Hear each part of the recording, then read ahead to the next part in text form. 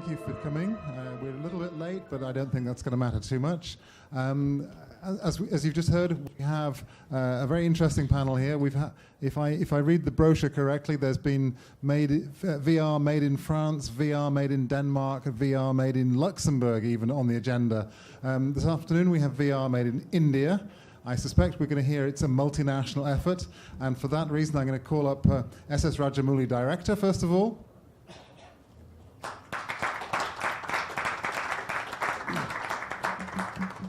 Shobu Yarlagadda, producer.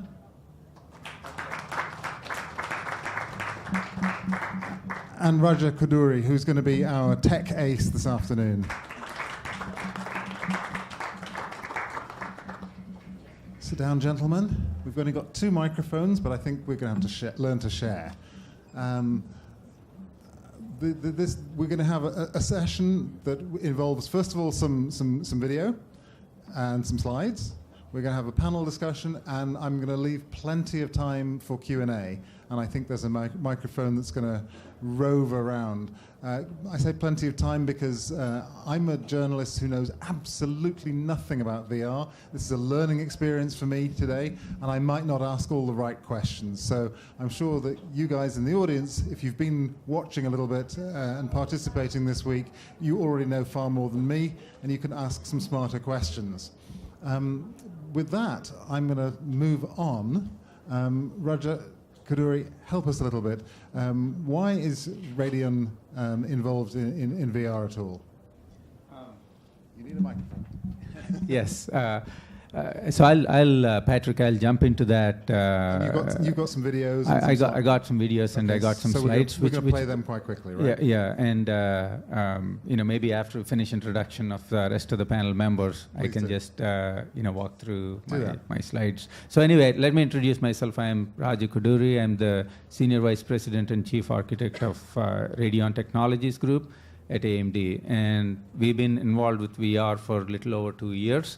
And we've been working very closely with a lot of content developers. Thank you.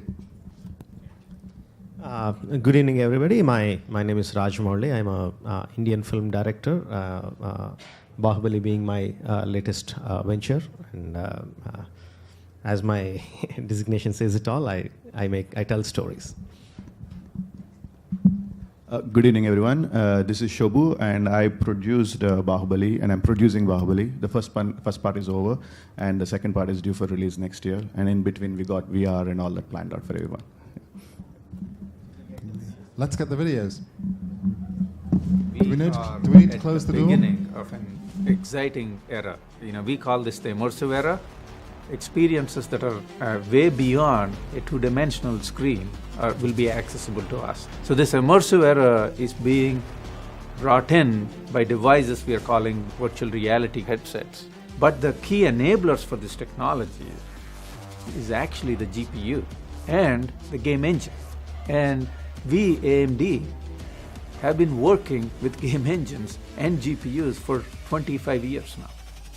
And for the filmmakers and for the storytellers, this is an incredibly powerful medium and also incredibly affordable medium. We're at the forefront right now to be able to create pretty much anything you can imagine. And it's really, really exciting times. Just giving the client the ability to walk around a virtual set before it's actually constructed, that is really going to help the production process and also save the production a lot of money. Assassin's Creed VR is a cinematic VR experience being shot directly alongside the film. We're going really, really far trying to create this experience so that it's really on par with the motion picture experience. This video card we hadn't seen before was a Radeon Pro Duo. Shows up at my office. AMD just said, try it. And we did. It didn't take long for us to figure out that the Radeon Pro Duo isn't just a video card. It's really something that's been designed with VR in mind. It's like someone knew all the problems that were in my head and put them into this card. Now with the Pro Duo in the house with some custom software, we're able to see what we're doing on set live, 60 frames per second. That's totally game-changing for us. That's a really big deal. It's not really happened in the film industry in the last, say, 100, 120 years. So we're at the forefront of a new development. a new chapter. Actually, no, new book, in fact. We are working with independent software vendors, filmmakers. We are working with the tools community, headset vendors like Oculus and HTC. The Sulon headset that uses our APU inside a headset, completely untethered. And that's what AMD is all about. How do we work with amazing set of partners to bring the new experiences to the market?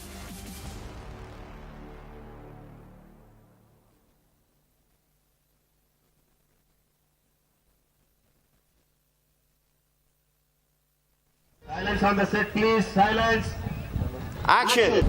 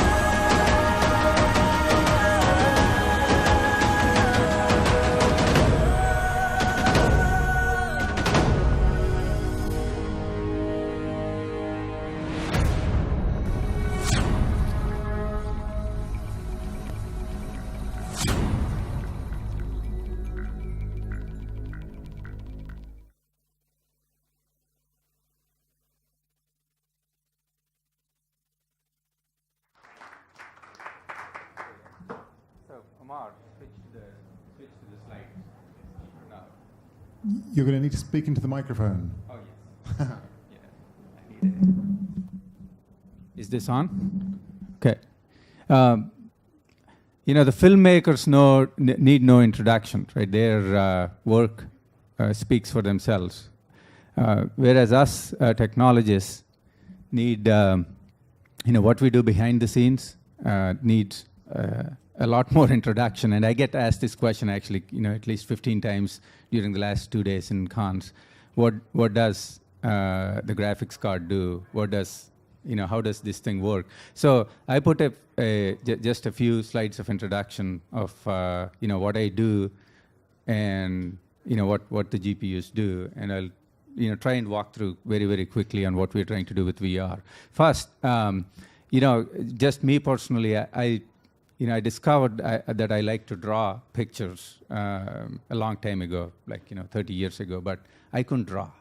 That's the best I could draw, actually. It's even that, the shapes of the curves and the vectors there are helped by the program on the iPad. I can't draw so well. That's the best I could draw.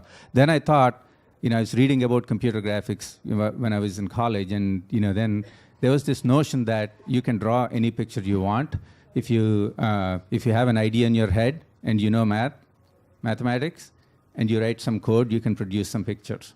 And that sounded really, really interesting. And those of you who work in the film community know how untrue that is, right? That, I wish it worked that way, but you have to work with thousands of artists, and, you can't get away from art. But anyway, I got into that, and 26 years later, we are still in that pursuit. And in those 26 years, I got to see, 3 different revolutions in computing. The first is the personal computing revolution, when we started making the first graphics processors. And if you look at it, personal computer plus the web browser, right, was amazing. It touched everybody in the world, right? And you saw, the number of units that ship per year as a metric of how many people bought these things, right? 600 million computers sold per year. But then something else happened. Smartphones happened, right? And the smartphones plus apps, they just went through the roof. That's the second piece of technology revolution I got to participate in. But now we are about to enter the third era, and we call this the immersive era.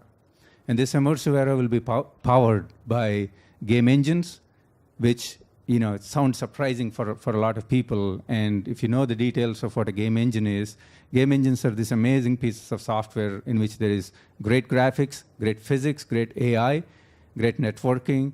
Everything you can imagine for the next generation experience is already inside these pieces of things called game engines. So they are unfortunately named game engines, but they are very powerful pieces of software. And they're all built on top of the GPUs. So game engines plus GPUs are going to put us in this third era, and that's what we are about. And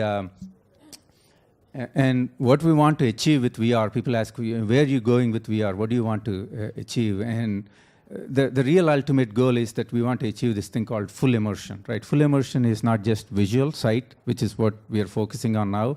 You got to get the sound right, and you got to get the rest of the senses like touch, feeling the temperature of where you are. A lot of other senses need to come together. And to achieve this vision, our goal as hardware technology manufacturers is that how do we use all the computing power we have to be able to get these things. So that's the path we are on. And on the visual path itself, the sight is a very complicated problem. If you see what we've done last 25 years, from basic 2D images, like cartoon-like images, to we got to VR now, right? But the next step is to achieve this full presence. That's actually 1 million times harder than what the technology is here today. So the thing I tell my team, we have 2,500 engineers that work on making these chips. Their jobs are guaranteed for lifetime because this is 1 million times harder than where we are achieving this full presence. So when we started this journey, the road to get to VR, we said, so how do we get there 2 years ago? And the first problem we tried to solve is that a problem called motion to photon latency. This like from the time you move your head, the milliseconds, to when you see the image, that latency need to be really, really low for somebody not to get sick. So there is a lot of VR you see at the show. There is a lot of VR that makes you sick. There is some VR, really good VR, that don't make you sick. So the trick is reducing the motion to photon latency. That's what we worked on for the last 2 years. So when you see good VR, remember that the motion to photon latency is very small. The next rule we had is that if you're in your system you have something called a CPU and a GPU. If those are not fast enough, if they can't keep up, you throw up. So these are the two problems we wanted to solve, right? Keep the latency low and not have people throw up. And where we are today with the technology you're seeing is the result of collaboration between the headset vendors, GPUs, CPUs, software, so that you can get an experience where people are not throwing up everywhere. And we did a piece of technology called Liquid VR that brings all of these things together so that people don't throw up. And that's the basis of some of the work we are doing with the content developers. Now, where we are going next, we have to, the headsets that you're looking at today, when you come to cons back in, say, 3 years from now, they're going to be so much more advanced, right? So the number of pixels they have today, they have 2K pixels per eye. There'll be 16,000 pixels per eye in 3 years. So a lot of 100 times increase in pixel rate. And to get photorealistic graphics, it's 1 million times harder, like I mentioned before. And then GPU advances, just hardware advances are not enough. One of the things I say all the time is I'd like to see this before I'm dead or retired, which means we can't wait for 1 million times advances in hardware. So what we're doing is we're working with the content developers to bring that reality in the next 5 years, right? So that's kind of what's happening on the technology side. Now, the GPUs, game engines, are also revolutionizing what's happening in the whole virtual production process. You saw some of the mentions of that Pete was talking about in the video of that. And so there is a whole creation to distribution where the connection between the content creators and us technology guys is very, very important. So we'll hit on some of these topics during the panel. And one of the things we learned during this process is what creators need is limitless. Right? There is no kind of limit to what they need. And people ask, so how are you going to, what's the future here? And, the Hollywood and the content creation business is not that big, right? If you actually look at it, the amount of kind of dollars they are is very small. So how are we going to get the next generation technology? And it's kind of really fascinating, the thought I leave at the end on what we're working on, if my slide goes next, is, what we are entering, like I said, we are getting into the immersive era in gaming and film. But there is something else that's happening too, outside this space, which is what I call the instinctive computing, which is what kind of Google, Facebook, and all are doing with artificial intelligence. And if you look at what we need, so the definition of immersive era is that we'll be surrounded by billions of pixels, right? That will change our lives in many ways that we can't yet imagine. But if you look at the instinctive computing era, our lives will be augmented by artificial intelligence that helps us in every step of the way. And you look at, you ask somebody in a visual effects community, what's the computer that you want, really, right? Right now, they'll say they need a 100 teraflop computer that's basically more than 100 times faster than the best computer available today. They'll say, I need 200 terabytes of memory, and lots of bandwidth. It's basically 100 times more bandwidth than that's available today, and lots of polygons that I need. But we don't make chips for Hollywood. Okay, making a chip costs you $200 million. You may be able to recover 1/4 of it. But what's really interesting is the artificial intelligence market, that's like over $200 billion market. And if you see what they are asking, if you go to Google and say, hey, what do you need? They say, hey, I need 100 teraflops. I need 20 terabytes per second, and I need 200 terabytes of memory. So the good news for the content creators is that there is another powerful market that's going to drive this computing, which we are all working on to make this stuff.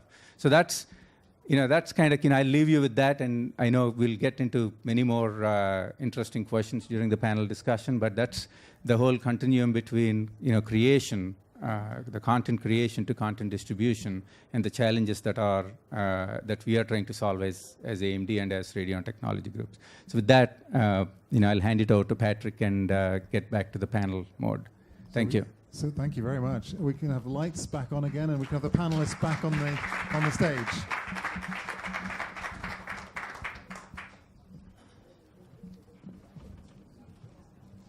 I think we're going to talk in kind of 3 different segments today. I think we're going to talk about the creative vision. We're going to talk about the technology, which you've already introduced, and we're going to talk about the business, how this works. But I think it's only fair, Mr. Rajamouli, that you go next and introduce Baahubali to everybody in this room, because it's just possible that not everybody's seen the movie, the first part of the movie. And then I'll ask you a supplementary question. So here's a big clue. You can then tell us about your creative vision for the VR component. But introduce the movie first of all. Yeah, Baahubali literally means strong arms, the strong-armed one.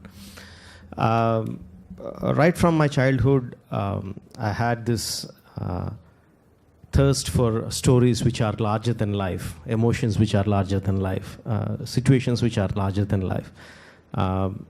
Those are the stories that compel me. Even before I knew I was going to become a film director or a film person, those are the stories that moved me. So after I became a director, I made some successful movies, but the real films which I wanted to make, the larger than life ones, still remained there. So then I teamed up with Shobu when I told my producers that I want to make a film which is really, really larger than life. A film, how to put it in perspective, we don't have a market which is big enough, traditionally big enough to hold this, but just that I have a gut feeling that we can pull it off. And we had this association, they believed in me, they trusted in me, and we went ahead to produce this movie. Baahubali is big. To explain the story, it's very complicated. I just cannot put it into words, but what I can say about Baahubali, it is big. Everything about the film is big. We have waterfalls which are 5 kilometers high. We have palaces which are as big as an Eiffel Tower. So everything about this movie is big. And to put such big visuals into the screen is a challenge. Whatever said and done, you cannot bring in the real life experience of watching a big a monument or a big movement on screen. You are going to bring everything into a 2D frame. So it's a big challenge to get that. And you have a big story too. I mean, it's one that you've chosen to split into 2 parts as well. Yes. Because it doesn't fit onto one screen. Yeah. It's a fantasy. You made it in South Indian languages, 2 of them, yeah. And had the ambition to actually become first of all a film that would achieve a nationwide release in India, yeah. and Shobu and Francois have been successful at selling it internationally. I mean, these are all big ambitions. Somehow we knew that we are going to pull it off. Like we are saying, traditionally, I come from India. India has different states. We make languages in 7-8 languages predominantly. We have Hindi, we have Telugu, we have Tamil, we have Kannada, Malayalam. Every state makes its own language films. So we were putting in money which is much bigger than our own Telugu market. But we knew that it's going to be a film that is going to be liked by each and every one, because we are basing our story on basic human emotions. It's not about regional content. It's a story about where each and every human will connect with it. And we knew that it's going to work, and our gut feelings worked, and the film it's the biggest hit in Indian film industry. The film is recognizably Indian. You've used visuals that people will know instinctively are Indian, and yet it's all a fantasy. You haven't chosen any one particular culture. You've been a creator right from the beginning. Yeah, actually, if you look at it, it is none of the films, rather be the costumes or the era or the language, is authentically Indian. Right? It's all creative. It's all creative. Even the story is fictitious. Even the times are fictitious. Everything is fictitious. That is one of the main reasons why we thought that it's going to appeal to everyone, not just one Telugu culture people or South India or few states. We never limited ourselves to that. But that's going to allow you to continue creating all the way through the process. Through the VR process and through games and other things, which I hope you and Shobu will tell us about. You don't have to be faithful to any particular culture here. Absolutely. The only culture that will be faithful is to drama, if you call that a culture. Drama and action and fantasy. I mean, it's a fun film. It's a very fun film. I saw the first one back in July of last year, and I'm looking forward to part 2. Shobu, I'm going to bring you in next. You're going to share a little bit more, the creative production, the creative productive, whatever the right word is, ideas. Because you saw this as a 2-part movie. Did you envisage it as something that was going to spin off into VR later on? When we started, I don't think we had VR in mind, but we did have transmedia in mind. So we designed, because when we started and we developed the whole world of Baahubali, Once the story was ready, we had a team which developed the Bible, the story Bible, and defined the backstories and everything else that fits into this, because it's a fictitious world. So we designed the whole world of Baahubali. So the religion, the culture, the history, you name it, everything. How the people were at the time, how they were living, and everything else. So based on that, that gave us a lot of material, not to just do films, but a lot of other stuff, including comics and games and animated series, etc. But that was all to follow the success of Baahubali Part 1. But we had the material already. Now, because of the success of Part 1, and we were toying with the idea of VR somewhere towards the middle of the shooting of Baahubali first part, because of close association with AMD and stuff. But VR was changing every day, and there's something happening, something different every day. And there's also the question of monetization. And is it just a marketing tool, or is it a standalone product that you can monetize and make money and get money back of the investment? So that came in at a secondary level. And explain to us in words of one syllable what is the VR component that you're building in and that you're imminently going to be shooting. So, obviously the film is about scale, and one of the biggest elements is the climax, and where the battle, where two mighty armies fight each other, and it is about taking an individual and putting them in the middle of the battle, and experiencing that full immersiveness and all the like really being in the center of the battle and being a part of that battle, and helping the hero or the protagonist in some way. So we believe that will really create an experience that will be memorable for the VR viewer. And when are you going to be making this? It's been under production. We have finished the pre-visualization of at least a big part of the pre-visualization of what Rajamouli has in mind. So now we have a clear idea of what we want to achieve. Now it's how can we achieve this, and so that's where AMD comes in, and then a bunch of partners. And I think we're aiming for first quarter of next year to get this whole thing ready.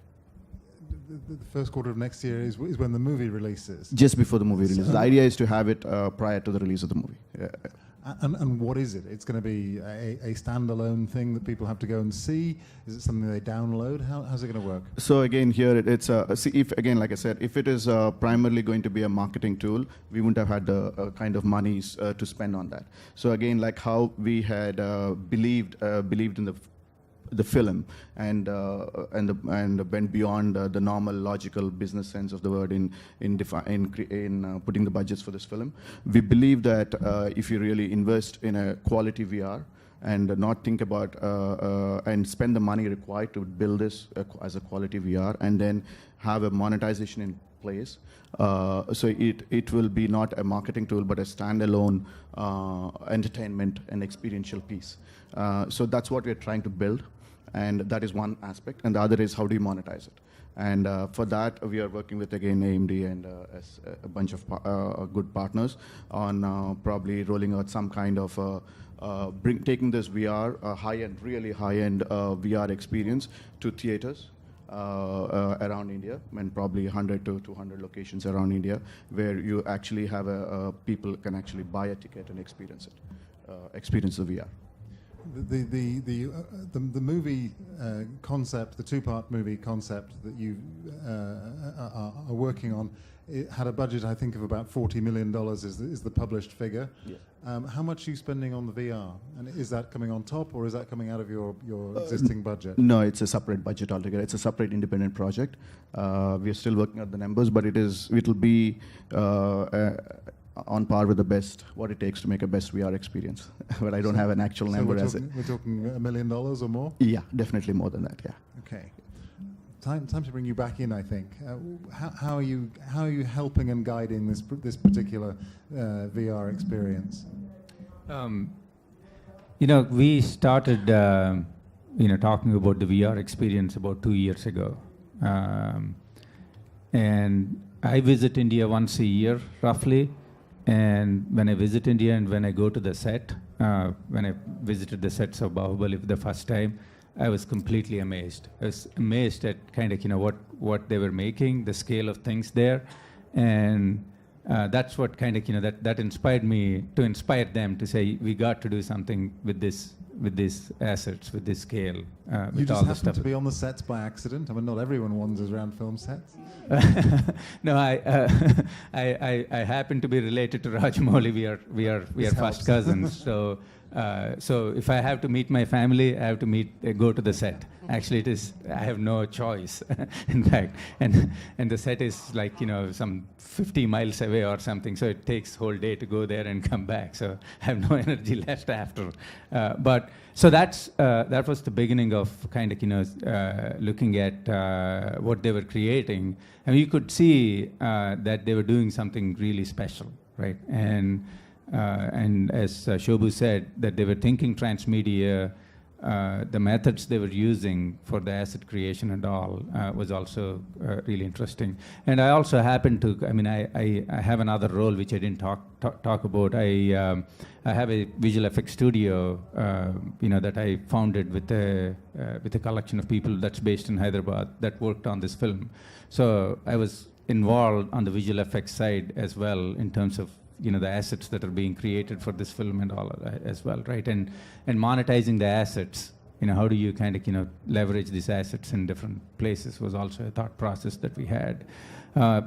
So I think it was a combination of things. VR was very, very new. In fact, most people didn't know what it was like 2 years ago, really, right? And in fact, most people didn't know even 12 months ago, right? We were going and visiting a lot of storytellers to say, hey, you could do something really interesting with it. And as Shobu mentioned, the scale aspect of it is the most kind of, interesting thing.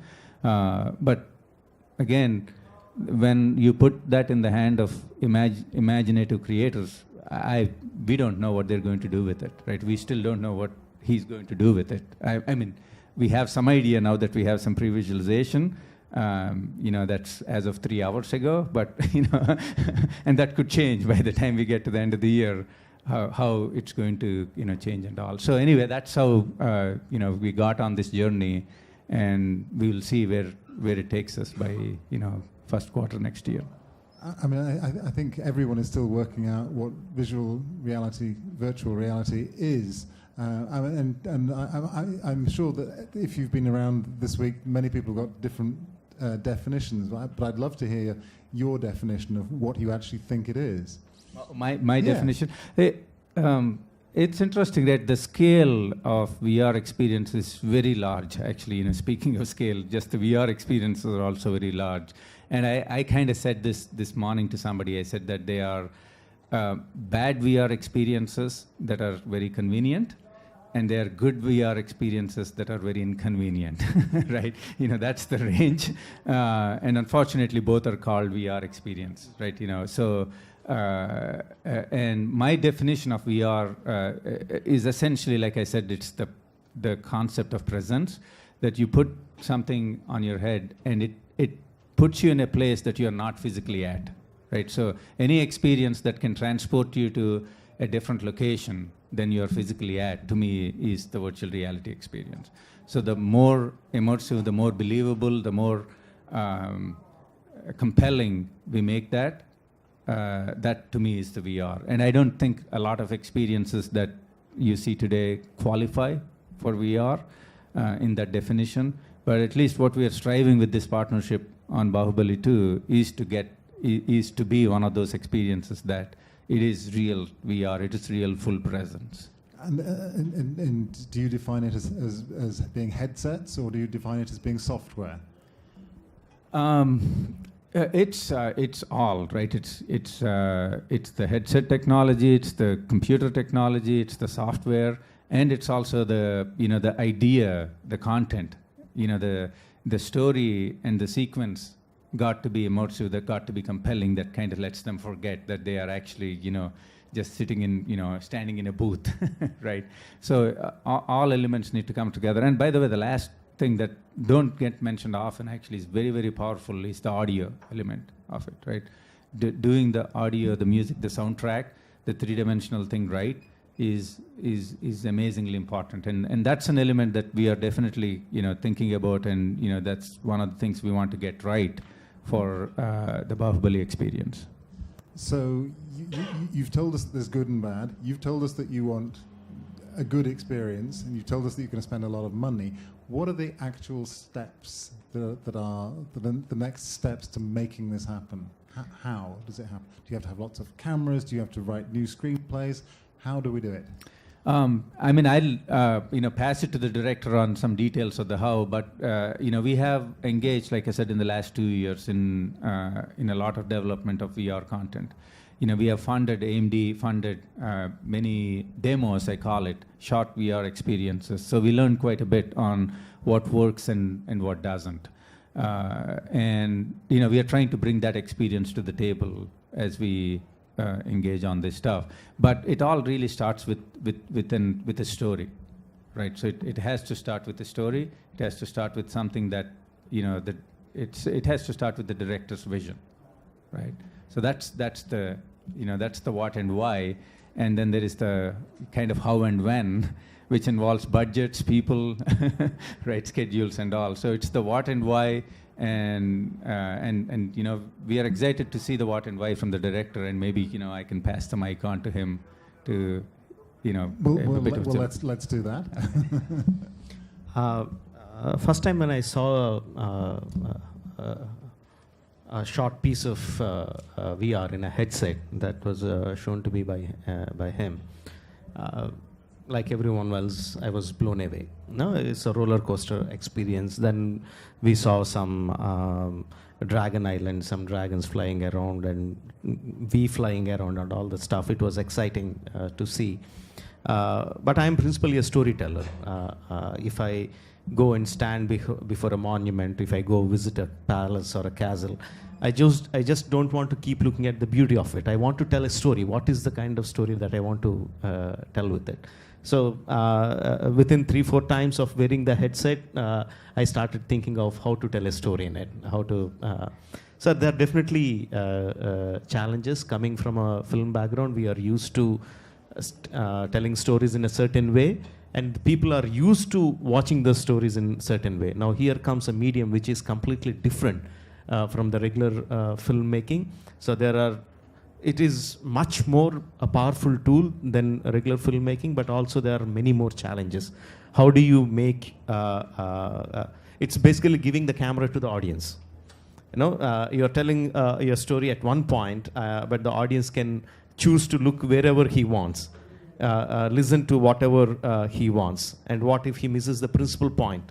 So how do you overcome it? So then I started researching, talking to people, asking questions, and many people had many doubts about how we are going to work, and people said it is not a storytelling medium, it is a gaming medium, it is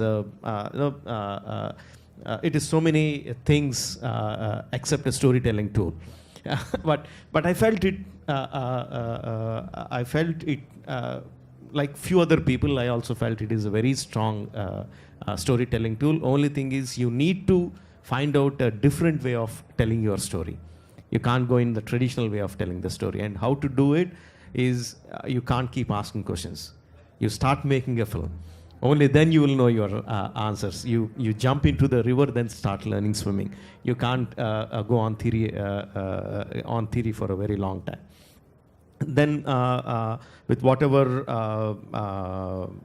knowledge that I had of VR and whatever little research I did, I started writing down a story. I didn't know completely how I'm going to make it. We can't say shoot it, because we don't know whether we are shooting it or not. It can be completely CGI. It can be, we might shoot it with the 360-degree cameras. It might be a combination of both. At that point of time, I didn't know. So I can't say, I don't know how I want to shoot it. So I'm saying I don't know how I'm going to make it, but I wrote down the story, and we had some fantastic people who were doing the pre-visualization of that. Getting that, and pre-visualization is entirely not correct, because how can you make a previs for a story which can be viewed in 360 degrees? How can you make a previs in a two-dimensional frame? But we jumped into it. We started making. We had so many doubts, but one by one, our doubts were getting cleared. A much more clearer picture is emerging in terms of how the end user is going to experience my story, and also how are we going to make it possible technically. The answers are being evolving, are evolving, and at present we are in a very excited state because the story is done. We know how we are going to make it. So I can say just in the last 24 hours we are in a much more solid ground on how we are going to make it. And one more important thing about VR is like there are so many headsets. There are so many ways of it. So if you can categorize them, one of the basic thing is the Google Cardboard viewer, 360-degree video, which you can download on your mobile, keep it on the cardboard and view it. And you look around and you see a 360-degree video. That's a basic thing. Second level, I would say like Oculus Rift, the Samsung Air VR kind of that level, which is a little bit better than that, the medium end. But what I want to give is not this the low end or the medium end. What we want to give is the highest high end, the best possible experience a viewer can get. So we were very clear from the beginning itself. We don't want to make something mediocre, and we were very clear we don't want to use it as a marketing tool.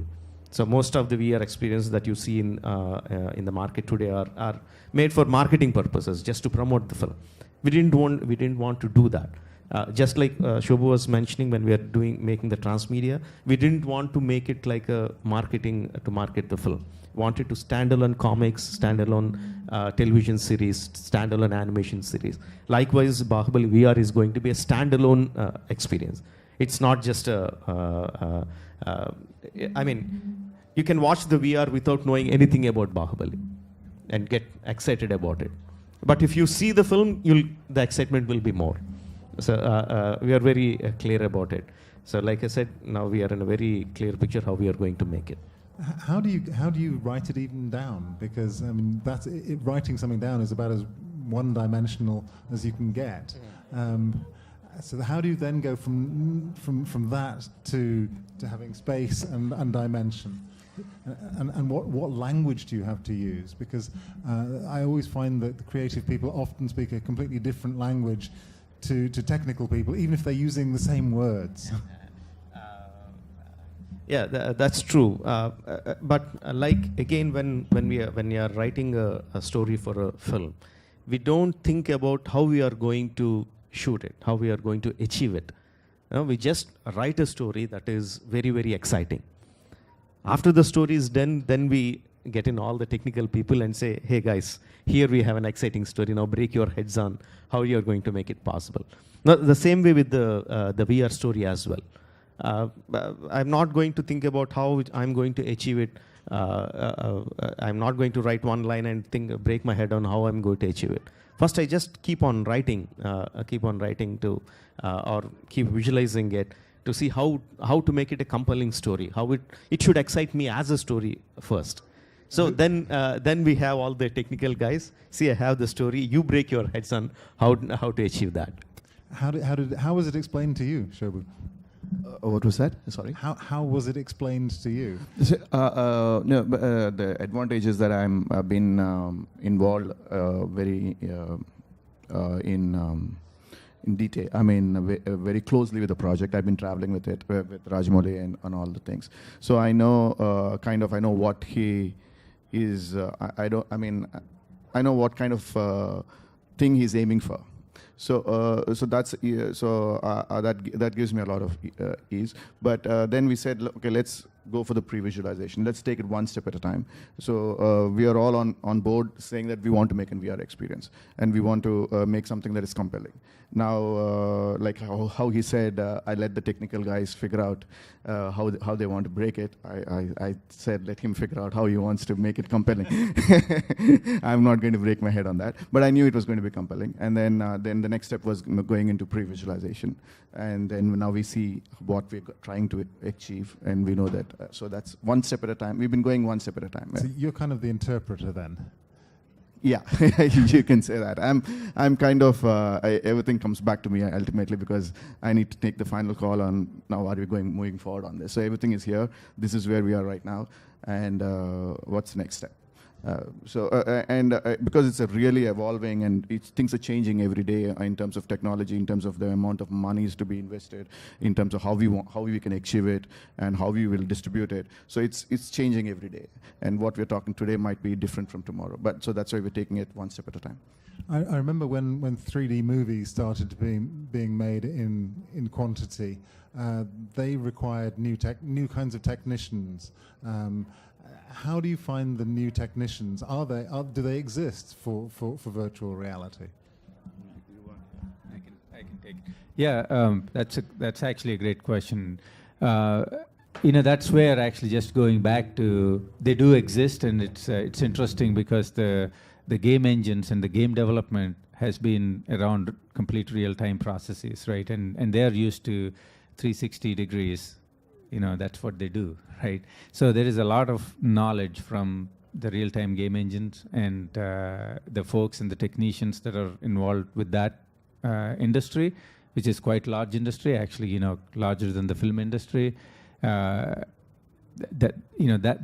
convergence has been happening, and you'll see actually even people, in this audience, some of them are from game industry. In fact, I run into people from game industry at cons, which is kind of interesting as well, right? So I think that the technician aspect is there, from the whole workflow standpoint. Now there is, I think the technicians on the distribution side, which I think will be an interesting challenge, right? It's how do you get it into the theaters? Who will man it? How that all works? Like I said earlier, there is a lot of things that we will discover in this process. We will learn from other people who are going ahead of us in getting these experiences out. But there is a whole set of things that need to happen. I'm certainly getting the parallels, and I'd love to hear more of the trajectory that the game industry has moved along. But I also want to ask a stupid question here, because the computer games are generated virtually. They are generated on computers. You're going to be generating and using real actors, so it's a different process. It's going to be a combination of both. It will be a lot of computer-generated imagery, plus a combination of shooting real actors, and how we are going to combine them into one singular image is the challenge. But we are going to do both. And it's significant that this film has even the first part had lots and lots of VFX, computer-generated images. So that this kind of film lends itself to going one step further. Sorry, I didn't get the last. Well, this allows you to go into virtual reality that much easier because you're already generating a lot of the content digitally. Yes, definitely. We have generated a lot of digital assets. We already have the physical assets like the sets and the props, and most importantly, we have the Bible of the film. So Baahubali is not just the film. We have much more deep-rooted characterization, stories, backstories, everything. Baahubali, the film, is just one offshoot of the Bible. So we have already created all that stuff. So Baahubali, the VR film, is going to be another offshoot of that huge treasure cove hidden underneath. So that really helps, because having all that beforehand, it's in a way it is only possible for us because we have all those things readily available, and we have close association with AMD. We are the one of the few lucky people to have all that to create something like this without any of this, right from what do you say, from zero, start from zero. It would be impossible to do it, because we already have all this. We are able to do it. That's clearly going to help you a lot. If having thought and planned as much as possible beforehand, I get that. Patrick, I just want to jump in to finish the thing in there, though. Like he said, he cares about kind of what he wants to get done, right? But if you see the assets that are created for the film, right? So the film rendering, each frame of that movie took 24 hours to render. Okay, in VR, we need to do that in 9 milliseconds. Okay, so 24 hours to 9 milliseconds, there is a huge, bridge to, to get there. So it does sound crazy, right? So it does sound like, easy in terms of, hey, we have the assets, but bringing that assets to real time is a huge challenge. But that's what excites us from kind of, the technology and engineering side, and also the technicians that are working on the project. And actually some of them are here. They are super excited, is that how are we going to bring that to real time, to milliseconds, right? So that's the journey we are on. And thank you for that. That's a big acceleration. Yeah. But you've also told me that you don't want to just make a theme park ride. You've chosen, I believe, a battle sequence, the climax of the movie. That's got to be extremely complicated. Yes, from a technical challenge perspective, it is extremely challenging, right? And frankly, that's what we want to do, right? If you want to create something that people have never seen before, both the people in the industry and the regular users just need to drop. That's the goal that we have, right? And I think we can pull it off, but it needs collaboration. It needs very tight collaboration between how the content is going to be shot, and what the story is, and what the tools we are going to use, and who the technicians are. And I also want to mention that I think part of this process is finding the right people, and we are fortunate, both inside AMD and some of the people we are collaborating with outside AMD and with the production house. There is an amazing team on this thing. I think we are confident we are going to pull off, but like with anything that you have never done before, we probably are crazy. We have no idea what we are talking about. So, but you will see that in next year. More and more movies these days use pre-visualization in the production process anyway. How are you using previs differently to make VR? Actually, let me pass this to Rajamouli because he's been involved with the previs right from the beginning. Like when we the first thought when we thought of making the VR film is that for everyone to be on the same page, we need to do we need to do a previs. So everyone said, "Yeah, let's do a previs," but we didn't know how to make a previs for VR. So it's when the first previses came, it was quite confusing because for example, the camera is moving, so we don't know whether the camera is moving or it's supposed to be the viewer who is moving his head. The biggest challenge in VR is that we are giving the camera to the viewer. So it was quite confusing. We can see the story is happening, but it was also throwing in more questions. How we are, it's more confusing. So luckily, we all sat together just yesterday in Cannes here. We all sat together, had a long talk, and as we were talking, the questions were unraveling themselves, and we had much more clearer idea. Previs is basically that, pre-visualizing the final product. That is what previs is.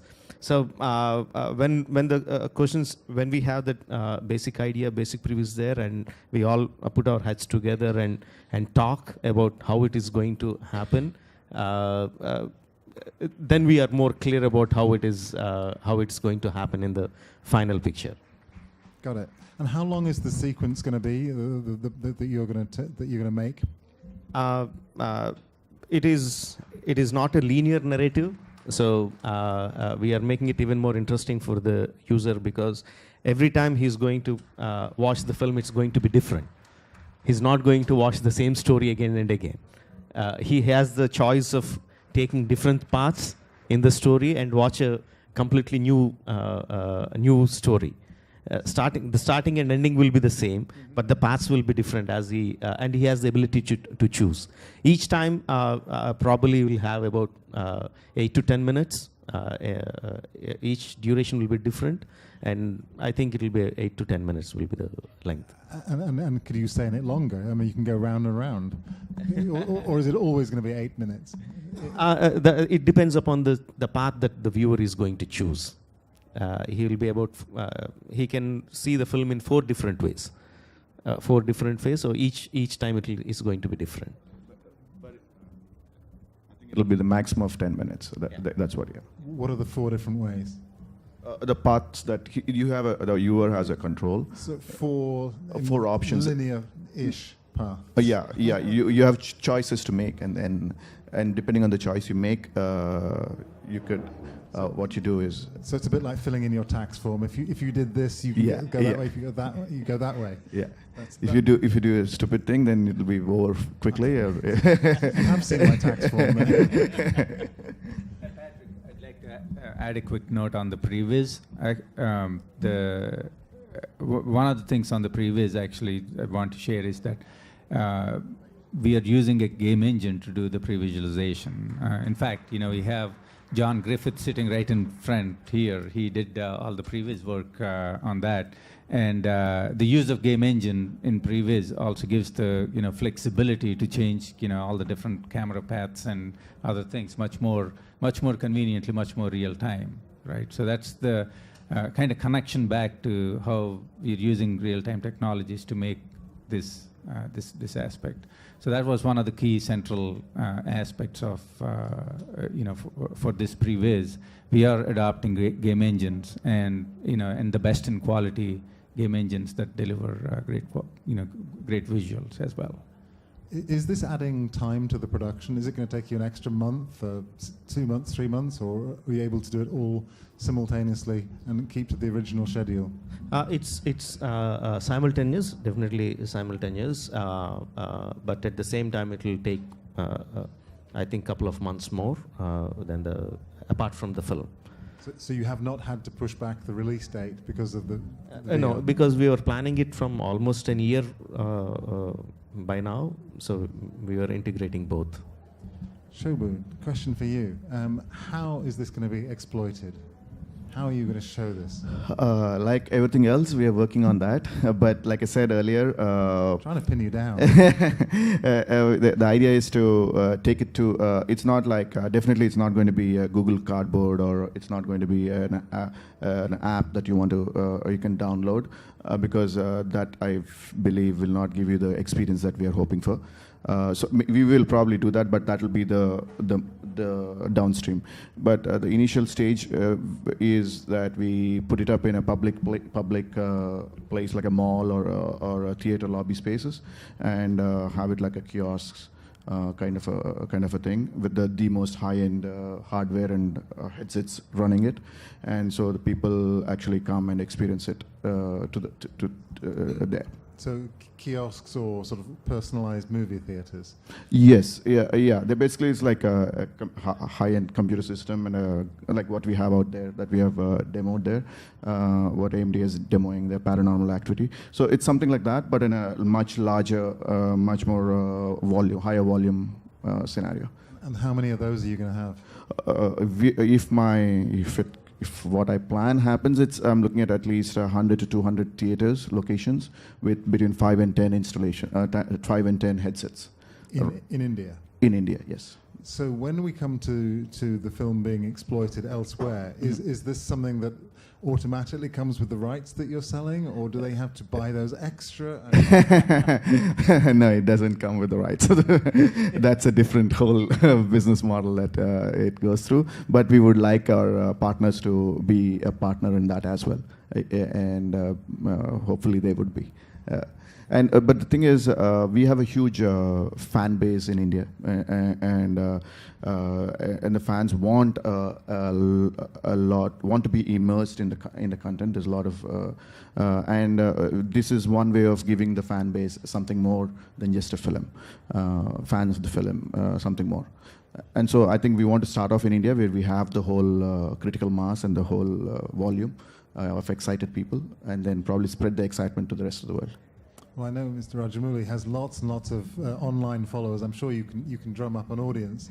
I have no doubt about that whatsoever. But we already hinted that Indian film is traditionally not released nationwide. Are you going nationwide, and are you going to have to do this in different languages?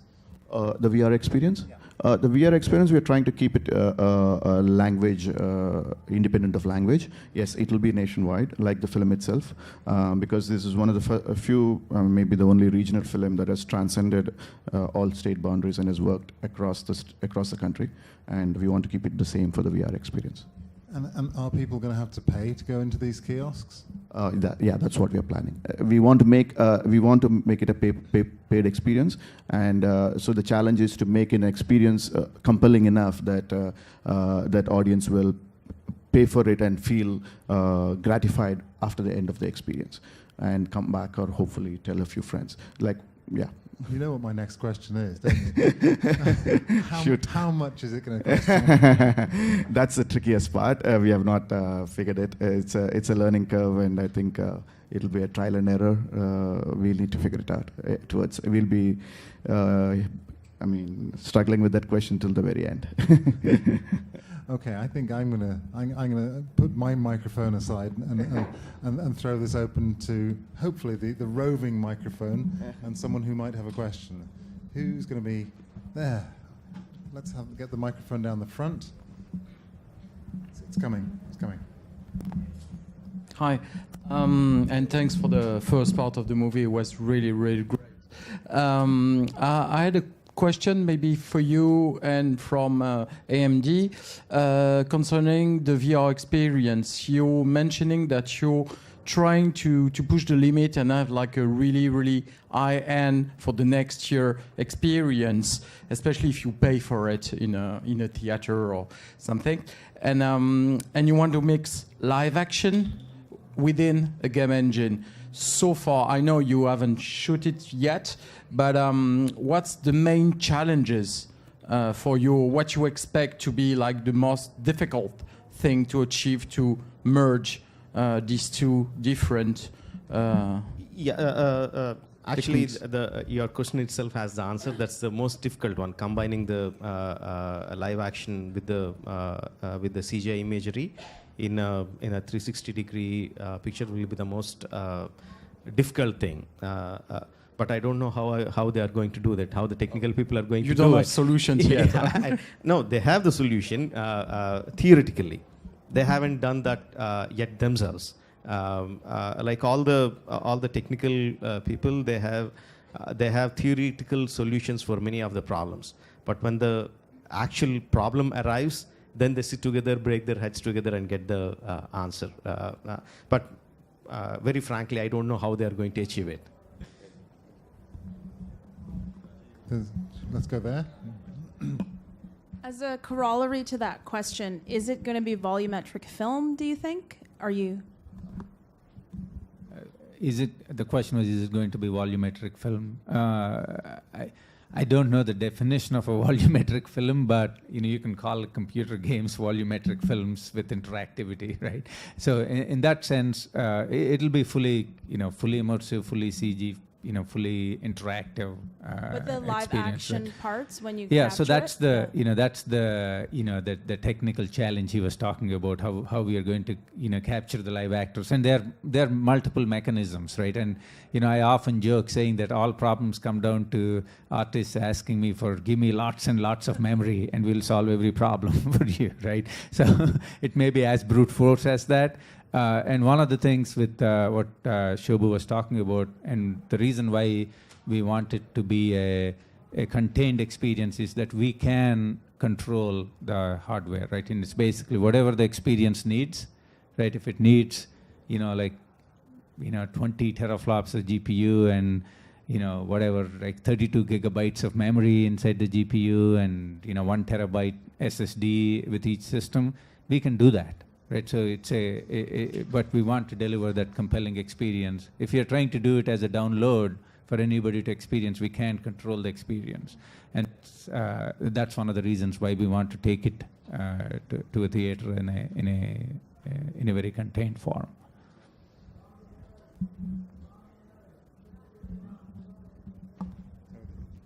Great. Go ahead, please. Sorry. Yes. Congratulations with the success of your film, and I'm happy for your family that it is a success. The experience is that second parts of films is not getting better, and we are talking about a lot of technical parts of what the future is going to give us. Who is going to take care that we are getting a good story? That's me.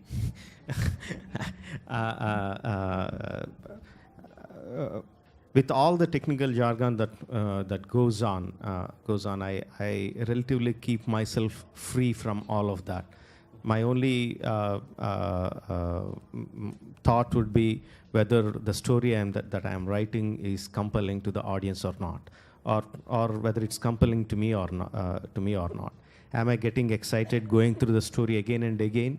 The same kind of excitement, whether it's exciting me to the same level as the first time or not, is my only concern. So once I complete my story, once I go through it again and again, if I feel it exciting, then I put it across. I'm relatively free of all the technical jargon. I just keep myself loosely understanding what's going to happen technically, but my whole focus is on the story, so I'm responsible for that. Any storytelling frustrations so far that you've come across? My frustrations comes with the technicians, not with the story.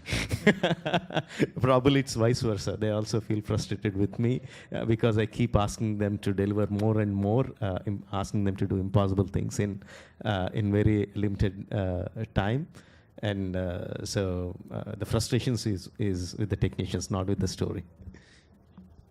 I can speak on behalf of all the technicians, okay, here on the thing, and also to answer your question, yes, basically, the biggest challenge for this project, having seen him work for several years, is that it's not going to end until the picture that is in his head is made. Right, and that's not an easy problem. I can tell you it'll be till the last moment. So whatever is in his head, until that's achieved, it doesn't matter kind of, what technical issues we have to, encounter. Now the problem is translating what's in somebody's head to words and even written hasn't been invented. So if the next piece of technology we need is somehow take a picture of what's in his head. If we can get that picture exactly right today, it'll help us all, people on the technical side. But it'll take many iterations of actually, getting, we have to produce something, and then he has to see it, and he has to say, no, this is not really what's in my head. And it's a hugely iterative process. And while it's kind of, I can say it's frustrating, but ultimately it's rewarding in the end, because we know that what the output that comes in the end is always compelling, is always good. So anyway, it's a process, and we have seen that the story never gets lost. As technicians, we actually wish sometimes the story gets lost so that we can move on to the next frame or the next thing. But that's life. You said it's a process, and we've heard that a number of times today. Isn't that a problem in making this VR segment of the film?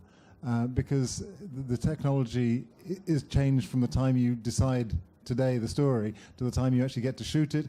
By the time we get to see it a few months later, it'll be old technology. Yeah, actually, that's a great, really good question, Patrick. Because so what we're doing is we are actually using technology that doesn't exist yet, right? So, we are actually, projecting forward, even with the, some of the camera techniques, some of the software that we are bringing to forth, and also some of the kind of the computer hardware that we plan to use to deploy doesn't actually exist today, but we know it's coming, and that's actually the part of the collaboration is figuring that stuff out that we are trying to do. So you're not limited by the technology of May 17. Yeah, exactly. Got it. Now, did you want to add some more here? Yeah, the same thing. What the story or the imagery that I'm asking for is that they have to build the technology now. Now they have to. I'm asking them to make imagery with the technique that is projected to be 1 or 2 years later. So they are going to build it now and make it happen. So by the time the film releases, we are slightly ahead of times, actually. Any more questions from the floor? We can't see anyone, believe it or not, because we're looking into the lights. Any questions from online? Yeah, that's right. We have online as well. Great.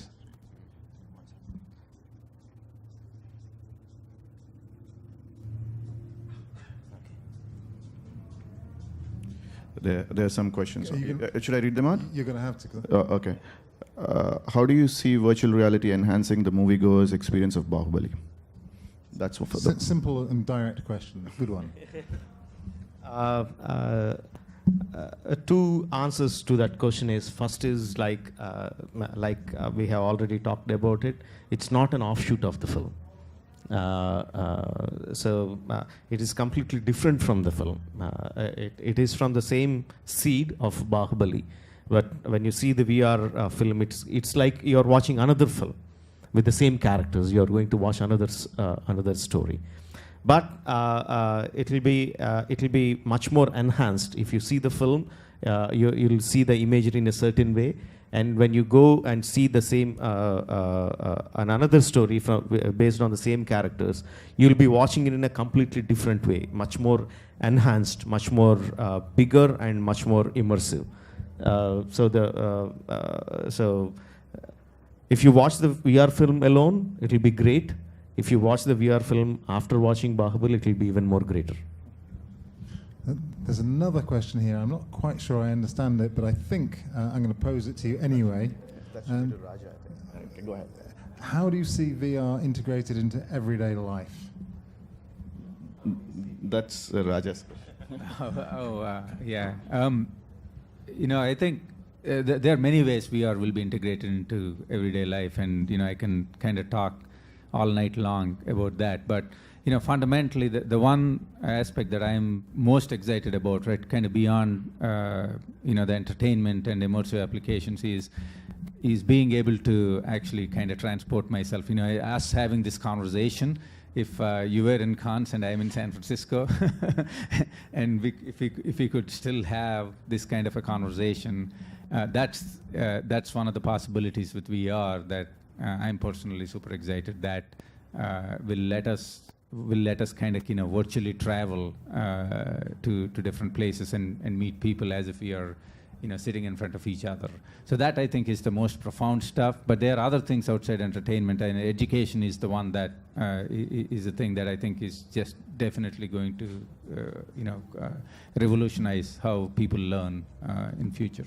Well, I mean, this has been one of the biggest criticisms of VR to date, that we can seemingly imagine medical, architectural, gaming uses, and entertainment seems to be the hardest bit of all.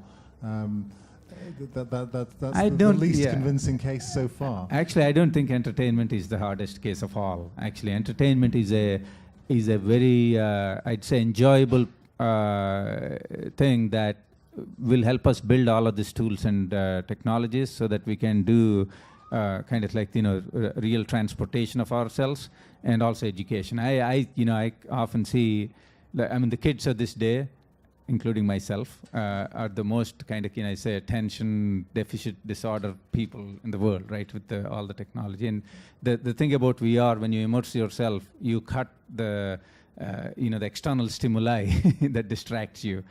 So I think that that aspect, how do you bring education? Because we've been teaching kids the same way for 400 years. Actually, even with the digital media, online stuff and all, the fundamental education mechanism hasn't changed. If you think about it with VR, you can change it. It's like, I want to learn about a car, I can be inside an engine, right, and look at actually, how the engine works. I want to learn chemistry, I want to learn all of my chemistry sitting inside a chemistry lab that I have access to, that I can mix and match anything I want without causing damage and without, causing money.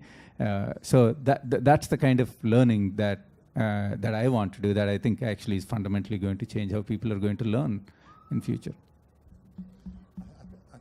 I think all the other online questions we've kind of covered. Are there any more in here?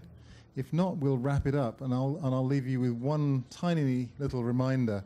There is a market screening of Baahubali: The Beginning this evening at 8 o'clock, I believe. 8:30. 8:30.